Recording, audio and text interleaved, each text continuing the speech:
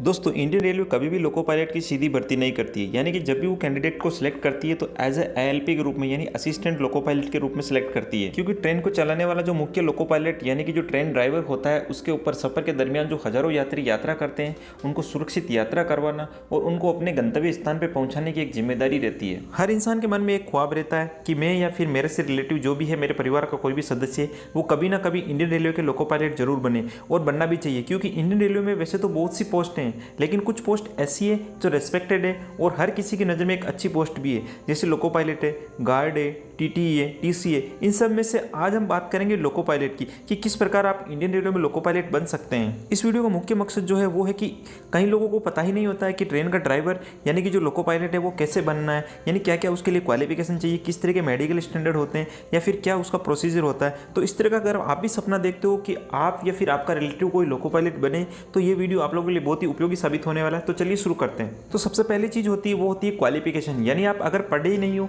तो फिर आगे कैसे बढ़ोगे। तो सबसे पहली चीज होती है कि आपने क्या क्या क्वालिफिकेशन कर रखी है। तो लोको पायलट जो होता है उसके लिए एक मिनिमम स्टैंडर्ड होता है, यानी एक मिनिमम क्वालिफिकेशन होती है, वो होती है 10th प्लस ITI, यानी कि आप किसी भी स्टेट के, इंडिया में किसी भी स्टेट से जो है 10वीं क्लास पास होनी चाहिए, प्लस में आपके पास ITI होनी चाहिए। अब बात अगर अपन करें ITI की, तो ITI की कौन कौन सी ट्रेड है। ITI की मोस्टली जो है इलेक्ट्रिकल और जो मैकेनिकल से रिलेटेड ट्रेड है वो सामान्यतः होती है। तो आप लोग वीडियो को पॉज करके देख सकते हो कि कौन कौन सी ट्रेड है वो अलाउ होती है। इस लिस्ट में जो रिलेटेड ITI ट्रेड है, अगर आप लोगों ने ITI कर रखी है वो अगर है इसमें या फिर आप ITI करने वाले हो तो आप लोग देख लीजिए और आगे का जो फ्यूचर का जो लोको पायलट अगर आपको बनना है तो आप उसके हिसाब से तैयारी शुरू कीजिए। इसके अलावा भी कुछ क्वालिफिकेशंस हैं जिनकी चर्चा हम आगे वीडियो में जरूर करेंगे, तब तक बने रहिए। दूसरी चीज़ है वो है एज लिमिट, यानी कि आपकी आयु सीमा क्या है, आप कितने साल तक के हैं जो लोको पायलट बन सकते हो। तो मोस्टली जो जनरल कैंडिडेट होते हैं उनकी है 18 से 30 वर्ष, यानी कि मिनिमम जो एज होनी चाहिए वो 18 साल होनी चाहिए और जो मैक्सिमम होनी चाहिए वो 30 साल होनी चाहिए। उसके बीच का जो कैंडिडेट है वही अलाउ होता है, बाकी इससे ज़्यादा या फिर इससे कम का कैंडिडेट अलाउ नहीं होता है। अगर अपन बात करें OBC की, तो OBC को जो मैक्सिमम एज है 30 ईयर्स, इसमें 3 साल का रिलैक्सेशन मिलता है, यानी कि 33 ईयर्स का जो कैंडिडेट है वो भी अलाउ होगा। अगर अपन बात करें SC और ST कैंडिडेट की, तो उसको 5 साल का जो है रिलैक्सेशन मिलता है, यानी 5 साल की छूट मिलती है, तो वो 35 साल का भी होगा तो वो कैंडिडेट अलाउ होगा। तीसरा पॉइंट है वो है मेडिकल, यानी कि आपका मेडिकल कैसा है, यानी आप एकदम स्वस्थ हो या फिर नहीं हो, आप फिजिकली एबल्ड हो या फिर नहीं हो, यानी किसी भी तरह की कोई प्रॉब्लम आपके साथ नहीं होनी चाहिए। मोस्टली जो रेलवे के अंदर जो लोको पायलट्स वगैरह होते हैं उनके लिए जो मेडिकल स्टैंडर्ड होता है वो आई साइट का जो होता है वो एकदम क्लियर होना चाहिए, यानी 6/6 आप लोगों की आई साइट होनी चाहिए। बाकी जो मेडिकल्स होते हैं वो नॉर्मल होते हैं। बाकी अगर आप मेडिकल देखना चाहते हो कि आंखों का मेडिकल किस तरह से होता है तो आप लोग ऊपर आई बटन है उस पर क्लिक करके जरूर देख सकते हो। रेलवे में आंखों का मेडिकल इसलिए होता है क्योंकि जो लोको पायलट या फिर असिस्टेंट जो लोको पायलट होता है उनकी जो आंखों की दृष्टि है वो बिल्कुल क्लियर होनी चाहिए, उनका विजन है वो बिल्कुल क्लियर होना चाहिए। क्योंकि जब भी ट्रेन को वो चलाते हैं तो सामने किसी भी तरह का ऑब्स्ट्रक्शन आ सकता है या फिर किसी भी तरह की कोई प्रॉब्लम आती है। मोस्टली जो होते हैं सिग्नल्स वगैरह होते हैं वो क्लियरली विजिबल होने चाहिए। अगर आंखों में प्रॉब्लम है तो आप लोग ट्रेन को किस तरह से ऑपरेट करोगे। लोको पायलट या फिर सहायक जो लोको पायलट होता है उनका मेडिकल है वो ईयर बाय ईयर होता रहता है, यानी कि कुछ फिक्स ईयर होते हैं, उनके बाद उनका आई साइट या फिर किसी भी तरह का दूसरा जो नॉर्मल मेडिकल स्टैंडर्ड है वो चेक होता रहता है। अब आती है चौथी चीज़ और फाइनल चीज़ की आपका सिलेक्शन प्रोसेस क्या होगा, यानी आपको किस तरह से सिलेक्ट किया जाएगा। रेलवे के असिस्टेंट लोको पायलट की जब भी वैकेंसी आती है तो जो भी मैंने अब तक क्वालिफिकेशन, मेडिकल या फिर एज लिमिट है वो अगर आप लोगों का ओके है तो आप लोग फिल कर सकते हो। और फॉर्म फिल करने के बाद आप लोगों का होगा एक CBT 1, यानी कि कंप्यूटर बेस्ड एक टेस्ट होगा, वो होगा जिसको आप कह सकते हो कि एक क्वालिफाइंग टेस्ट होगा, यानी कि आप लोगों को उसको पास करना है।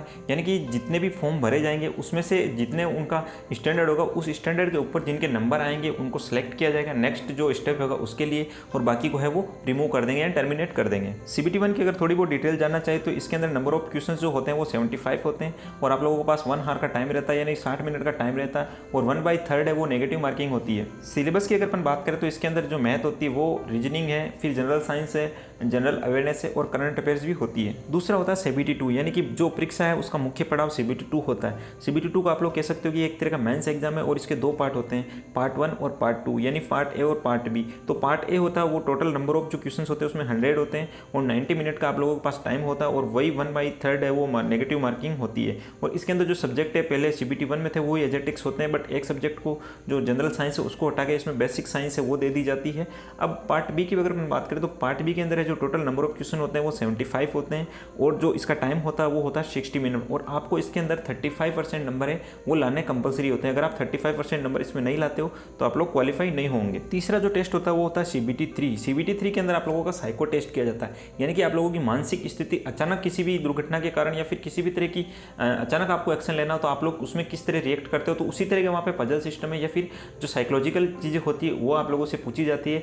और जो पार्ट 3 होता है वो मोस्टली जो असिस्टेंट लोको पायलट बनता है उसी के लिए होता है। अगर आप लोग जो पार्ट 3 उसमें क्वालिफाई नहीं होते हो तो आप लोगों को एज ए टेक्नीशियन सेलेक्ट कर लिया जाएगा, यानी कि अगर आपको टेक्नीशियन बनना है तो आप लोग CBT 2 को क्लियर कर दीजिए, आपकी जो जॉब है वो पक्की हो जाए। कुल मिला के बात यह है कि जिनका टेक्नीशियन में सेलेक्ट होना होता है उनकी जो मेरिट होती है वो CBT 2 से ही बनती है।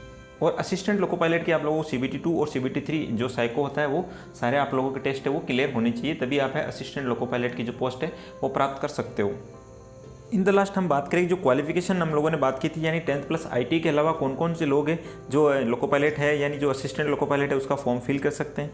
तो अगर आप लोगों ने जो 3 ईयर की पॉलिटेक्निक जो डिप्लोमा होता है वो अगर आप लोगों ने इलेक्ट्रिकल या फिर मैकेनिकल ब्रांच से कर रखा है तो आप लोग बिल्कुल एलिजिबल हो। और BE या फिर BTech वो भी इलेक्ट्रिकल या फिर मैकेनिकल ब्रांच में अगर आप लोगों ने कर रखी है तो भी आप लोग एलिजिबल हो। और बाकी लोगों के पास अगर BA ग्रेजुएशन वगैरह है तो वो आप लोग ये जो ALP का फॉर्म है वो फिल नहीं कर सकते हो। और अगर आप 12th PCM से कर चुके हो तो आप लोग टेक्नीशियन का जो फॉर्म है वो फिल कर सकते हो, बट असिस्टेंट जो लोको पायलट है उसका फॉर्म है वो फिल नहीं कर सकते, क्योंकि उसके लिए आप लोगों के पास कुछ ना कुछ टेक्निकल जो बैकग्राउंड है वो होना चाहिए। इन द एंड यही कहना चाहूँगी, अगर आपको वीडियो अच्छा लगा तो लाइक करें और चैनल पर नए हो तो चैनल सब्सक्राइब करके बेल आइकन जरूर प्रेस करें और जरूरतमंद लोगों को शेयर जरूर करें। Thank you so much.